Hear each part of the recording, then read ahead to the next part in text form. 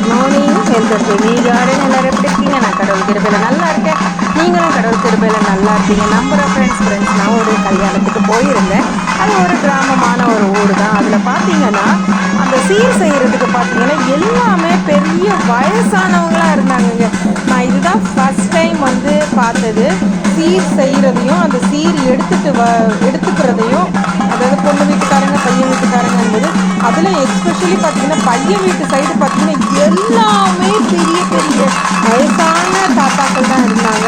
எனக்கு அதை பார்க்க ரொம்பவே சந்தோஷமாக இருந்துச்சுங்க.